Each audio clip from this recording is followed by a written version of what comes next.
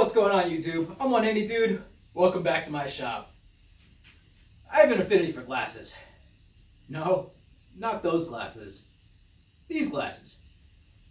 And so much so that it's sort of become a problem. I inadvertently started a small collection of glasses. I think I have like 8 or 9 pairs currently, and that's not including sunglasses. So I thought the way that they're kind of strewn out on my dresser right now eats up a lot of real estate, and I thought this is a perfect opportunity to build a display case for my glasses collection. This could be a simple process, but anyone who knows me knows I like to make things a little bit of a challenge. So I'm going to incorporate some things that I've never done before. For one, I'm going to try to 3D render a drawing of it and give that a shot, because that would definitely be a quantum leap in my woodworking. And another challenge that I'm going to incorporate into this is the use of blind dados, because they just look nicer. And last but not least, I've never had the opportunity to grain match a box all the way around. More detail on that later, but basically the way that it's done and the technique used, the grain will continue around all 4 sides seamlessly, so you won't have the end of a board that doesn't match up with the one right next to it. Really cool technique and easy to implement, but just never had the opportunity. So without further ado, grab some popcorn, buckle up, we're getting right to it. After watching a few tutorials, I hopped on SketchUp and tried my hand at 3D rendering. I wanted my first attempt to be something simple so I could get the hang of how it all works. I used the rendering to reference most of my measurements, which made the process so much easier. First, I cut the sapele to rough length, and then took it over to the table saw and ripped it to 3.5 inches. Using my bandsaw, I cut the live edge off the maple slab. I know, it's total blasphemy to do this, but it is what it is. And while I was there, I resawed the sapele right down the middle. This will be used to achieve the grain wrap on the exterior.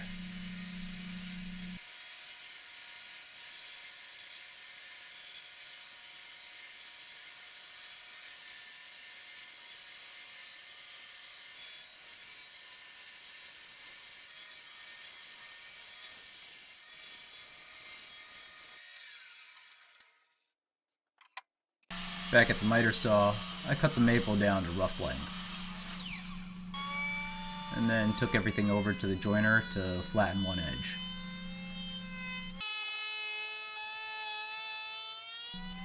And now with the flat edge on the maple, I can rip it down to 2.5 inches.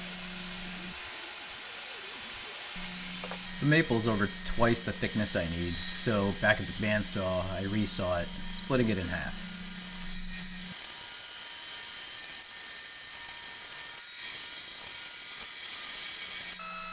I finished my milling process on the planer, planing the outer sapele to 1/2 inch thick and the inside frame pieces to 3/8 of an inch.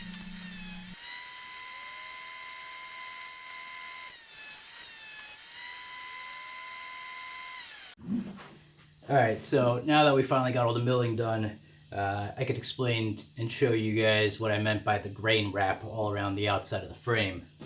So this was the piece of wood that we had, the sapele. What I did was I resawed it, meaning I split it right down the middle. And if it's oriented this way, you can see it's what they call a book match. But what's nice about this is if I take the wood and I rotate it, now this joint will actually match up the grain. And if I take piece over here, the grain matches across this joint as well. And this will actually be the outside, this will end up being the outside face of the side of the cabinet, and it should look pretty cool. It's a little bit of an illusion, optical illusion of sorts, I guess. So I'm gonna get this cut down to size, and we'll continue on.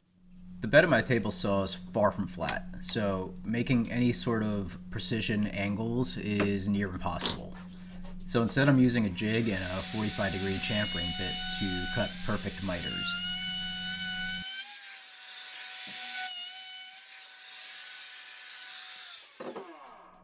With the miters cut, or rather routed, I lay out where my stop dados will be. 4 equally spaced dados on the sides and 1 in the center of the top and the bottom.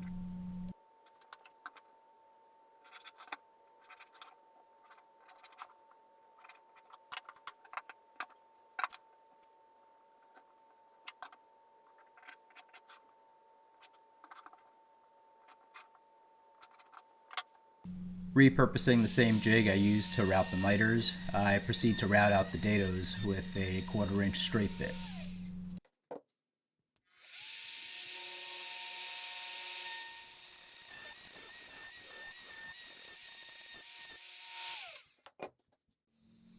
A quick check to make sure the dados match on both sides.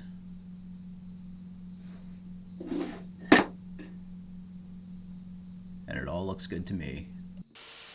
On the table saw, I cut out a rabbet on the back edge of each piece for my rear panel to fit in.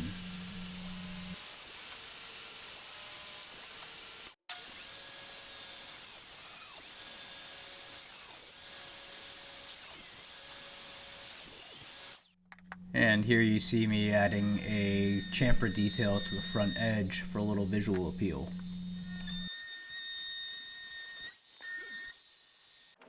With the outer pieces now complete, I can tape them together and begin working on the inner pieces.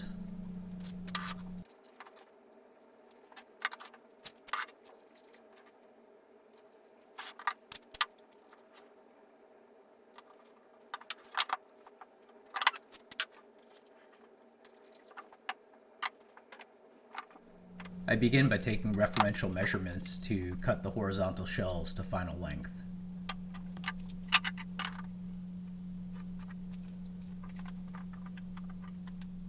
Then I shave off a 1/16 on both ends so the shelves fit tight in the dado.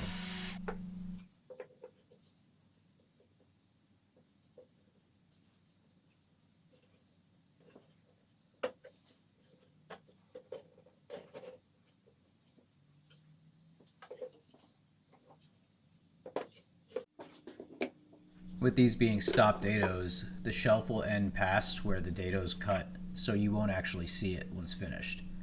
To achieve this, I notch the shoulders to where the dado ends.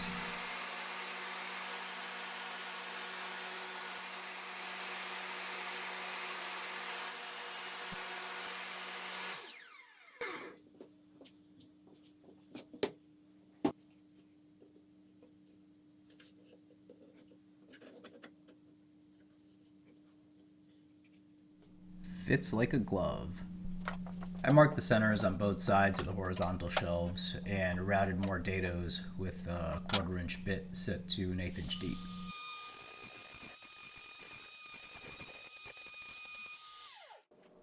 With all the shelves routed and in place, I again use referential measuring to cut the center vertical pieces to length.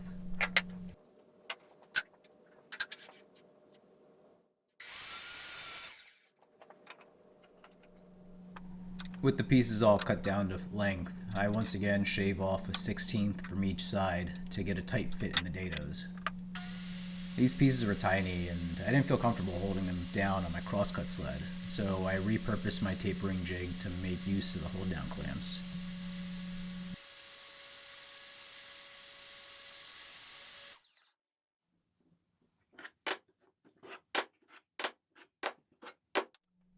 With the shoulders dialed in, I proceed to notch the fronts.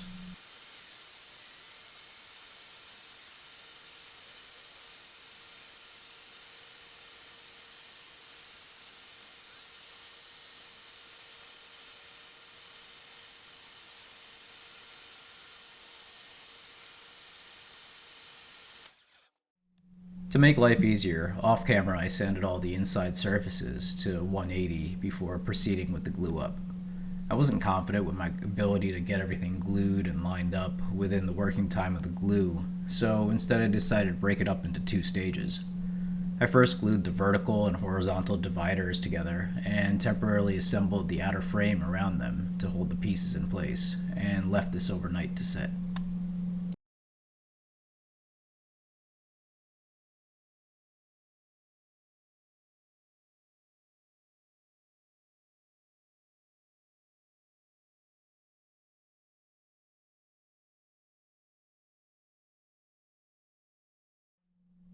The following day, I taped off the inside of the miter joints on the outer frame to allow for easy removal of any squeeze out, and then glued the rest of the pieces together.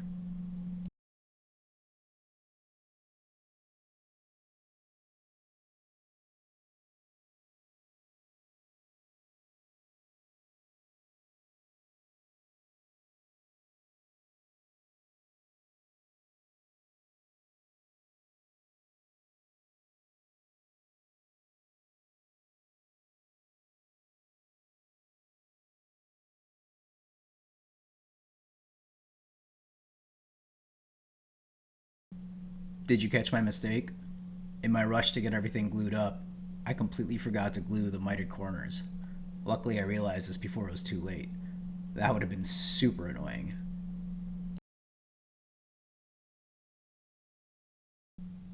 With the case assembled, I attached the back panel. I intentionally didn't apply glue everywhere the panel makes contact.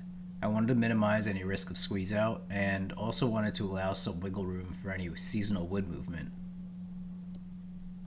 I'd intended to use my brad nailer to hold the panel secure while the glue dried, but I became uncomfortable with the thought of a nail blowing out the side of the thin pieces. So instead, I stacked a couple of offcuts of walnut to weigh the panel down while the glue cured. A quick final sanding to 180 on the exterior, and this baby's ready for finish.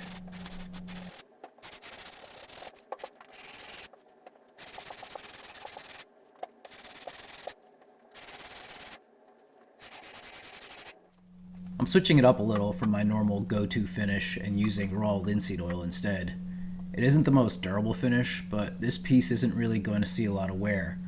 I like how it leaves the wood feeling natural and how it really highlights the beauty of the wood grain. It also makes this sapele look like bacon, and anyone who knows me knows I love bacon. However, there are some disadvantages of using linseed oil, mainly that it'll occasionally require a reapplication of oil, and it takes forever and a day to fully cure. There's an old woodworker's saying for applying a proper linseed oil finish, and it goes once a day for a week, once a week for a month, and once a month for a year.